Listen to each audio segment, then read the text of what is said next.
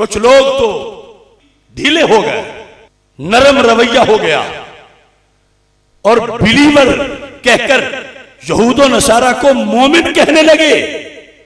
मगर हम जो पक्के सच्चे अहलुस सुन्ना वल जमाअह हैं, हम जिस नजरिए पे कायम हैं कि ये यहूदी और नसरानी सिर्फ काफिर नहीं, डबल काफिर है। जो सुनने अभी दाऊद बाब ग़ज़वत रूम हदीस उम्मे खल्लाद, जब उनका बेटा शहीद हुआ यहूद और नसारा के मुकाबले में लड़ते हुए, तो पूछा महबूब मेरे बेटे को क्या मिलेगा? तो मेरे आका अलैहिस्सलाम ने फरमाया इन्ना लिब्ने की अजरा शहीदैन, रब तेरे बेटे को 2 शहीदों का सवाब देगा। क्यों? लिअन्नहु क़ातलहु अहलुल किताब, इस वास्ते कि तेरे बेटे को अबू जाल, उतबा, शैबा वगैरह ने शहीद नहीं किया। अगर ये तेरे बेटे को शहीद करते तो शहादत सिंगल थी, क्योंकि मारने वाले तेरे बेटे को काफिर सिंगल थे। अब तेरे बेटे को 2 शहादतों का सवाब मिलेगा, क्योंकि मारने वाले अहले किताब थे जो डबल काफिर हैं, उनके मुकाबले में तेरा बेटा निकला था, तो रब ने तेरे बेटे को डबल शहादत का सवाब अता फरमा दिया है। अब देखो ना, इतनी वजाहत के बावजूद अगर आज कोई शख्स उन्हें अहले किताब की आड़ में मोमिन बनाता है तो वो दीन से कितना खेल रहा है।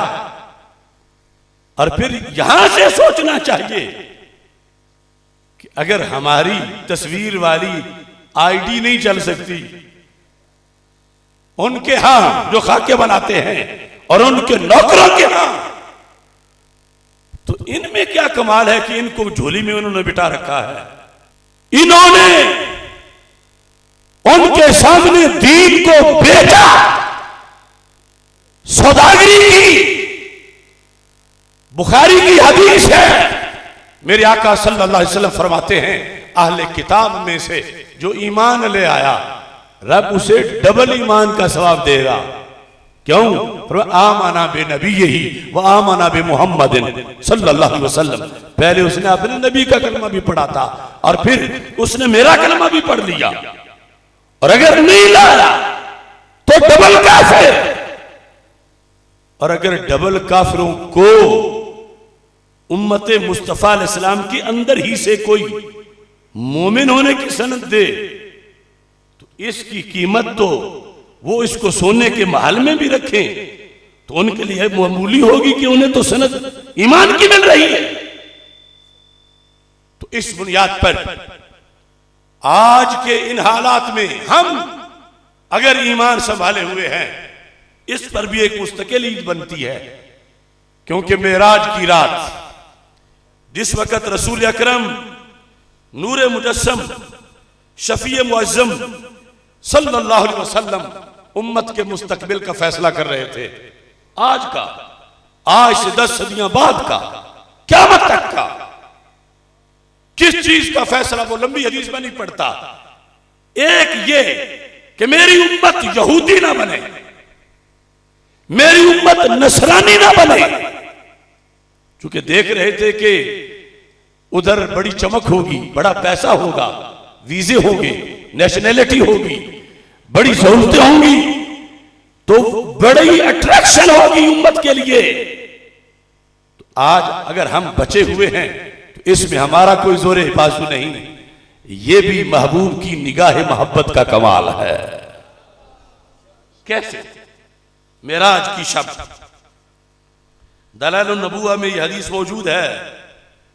रसूल अकरम सल्लल्लाहु अलैहि वसल्लम खुद इरशाद फरमाते हैं, फरमा मैं अकेला जा रहा था, वो सारी आयात का जब मुशाहदा करना था और कई जगहों से गुजर हुआ।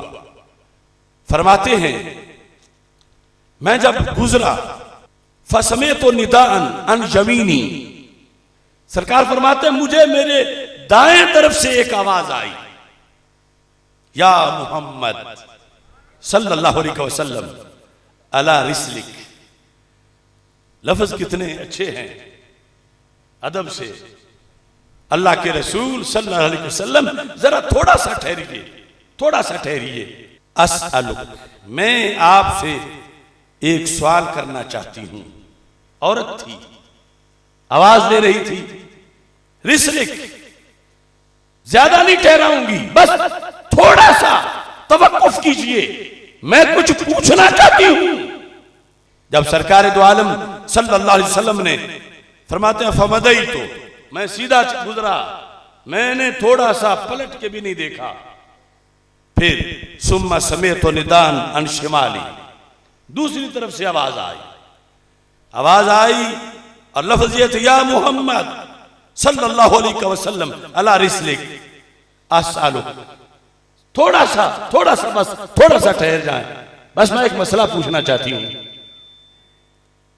फमदई, तो सरकार फरमाते मैंने फिर भी ब्रेक नहीं लगाई, फिर भी मैं सीधा आगे चला गया।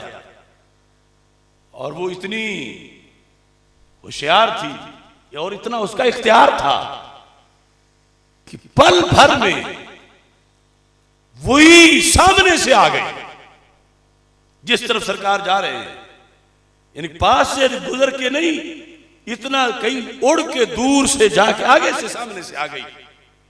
और आगे से जब आई तो हमारे आका सल्लल्लाहु अलैहि वसल्लम फरमाते हैं सुम्मस्तकबलत इमरातुन फी तरीके, पहले सरकार ने लफ्ज खुद औरत का नहीं बोला, वो मैं इस बाद वाले की वजह से मुअन्नस का तर्जुमा कर रहा था कि मैं पूछना चाहती हूं।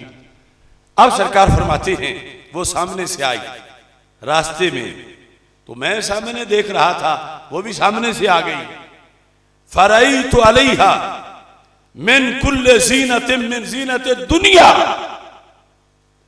दुनिया की हर किस्म की जीनत, हर किस्म का जेवर उसने पहना हुआ था और सामने से आ गई। राफियतन यदहा तकूल या मुहम्मद अला रिस्लिक अस्अलुका, इस तरह हाथ उठा के बड़े सवालिया अंदाज में बकारन बन के तवज्जो चाहती है कि थोड़ा सा ठहर जाइए, मेरी बात तो सुनो, मैं मसला पूछना चाहती हूं। तो मेरे आका सल्लल्लाहु अलैहि वसल्लम इरशाद फरमाते हैं फमदई, तो मैं फिर भी आगे गुजर गया, मैंने उसके लिए जर्रा भर भी आंख टेढ़ी नहीं की, मैं सीधा देखते हुए उससे एराज करते हुए मैं सीधा चला गया। अब और भी बहुत कुछ हदीस में है, लेकिन इसका खुलासा क्या है? मेरे आका सल्लल्लाहु अलैहि वसल्लम इरशाद फरमाते हैं जब ये सारा मंजर गुजर गया तो चूंकि इम्तिहान तो मेरा था, आजमाइश मेरी थी, खादिम जिब्रील भी साथ थे, मगर उस वक्त कुछ बोल नहीं रहे थे, ना ये कि रुक जाओ, ना ये कि ना रुको। लेकिन जब ये वक्त गुजर गया तो सरकार दो आलम सल्लल्लाहु अलैहि वसल्लम इरशाद फरमाते हैं फकाल अली जिब्रील माज़ा रअयत फी वजहिक, महबूब ये आपने क्या देखा? इजमालन किनायतन जिब्रील पूछते हैं कि पहले दाएं तरफ से आवाज, फिर दूसरी तरफ से आवाज, फिर सामने से आवाज, आपने क्या देखा? सरकार फरमाता फकुल तो समेत तो निदाअन अन यमीनी या मोहम्मद अला रिस्लिक अस्अलुका फमदई, तो फरमाया 3 बार हमला तो हुआ मगर मैं नहीं ठहरा। तो जिब्रील बोल पड़े ज़ाका दाइल यहूद, ये यहूदन मुबल्लिगा थी, यहूदन प्रीचर थी।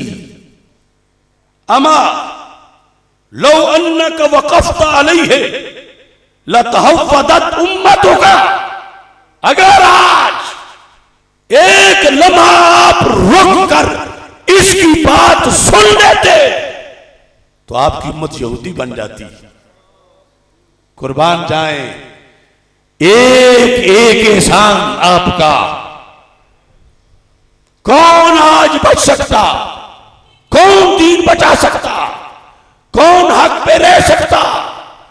और अब हदीस हाथ में पकड़ के मैं ऐलान करता हूं, ऐ यहूद और नसारा की तमाम अथॉरिटीज, अगर तुम एक एक गरीब नादार उम्मती को जो मीलाद मना रहा है, इसे सोने के महल के साथ अपनी नेशनैलिटी की ऑफर भी कर दो, ये सब कुछ तुम्हारे मुंह पे मारेंगे। यहूदी नहीं बनेंगे, फिर भी मोहम्मदी बन के रहेंगे। तो कितना दखल है सरकार की हरकतों सकनात का हमें जन्नती बनाने में, हमें उम्मती रखने में। और फिर यही 3 सवाल एक अगले मकाम पर भी हुए। उसके बाद जिब्रील अलैहिस्सलाम ने कहा, अमा इन्ना का लो वक़फ़्त अलैहि लतनस्सरत उम्मतुका। ये जो दाइया थी, ये लफ्ज़ दाई की बुनियाद पर मुज़क्कर का सीगा भी आगे आया है, पर अगर आप सिर्फ रुक जाते, एक बार ब्रेक लगा लेते, तो फिर आपकी उम्मत क्रिश्चियन बन जाती। लेकिन यह है मेरे करीम से गर कतरा किसी ने मांगा, दरिया बहा दिए हैं, दुर्बे बहा दिए हैं। रजा पुल से अब वजद करते गुजरिए, क्या रब्बे सल्लिम सदाए मोहम्मद सल्लल्लाहु अलैहि वसल्लम। अब देखो किस कदर फितने हैं कायनात में। और इंसान इंसान है, पेट है, तकाजे हैं, भूख है, बच्चे, बाल बच्चे का मसला है। लेकिन फिर भी 2 अरब इंसान आज भी यहूदियत और नसरानियत के सामने सीना तान के खड़े हैं। तो ये फैज है निगाह नबूवत का कि रसूल अकरम नूरे मुजस्सम शफी मुअज़्ज़म सल्लल्लाहु अलैहि वसल्लम आखिरी नबी हैं। और आपने हर मौके पर मेराज के उस सफर में भी वो कदम उठाए हैं कि जिसकी वजह से क़यामत आ जाएगी, ना यहूदियत छाएगी, ना नसरानियत छाएगी, ना सिख और हिंदू का राज आएगा। क़यामत तक के लिए इंशाअल्लाह मुस्तफ़ी शेरों का झंडा लहराता रहेगा।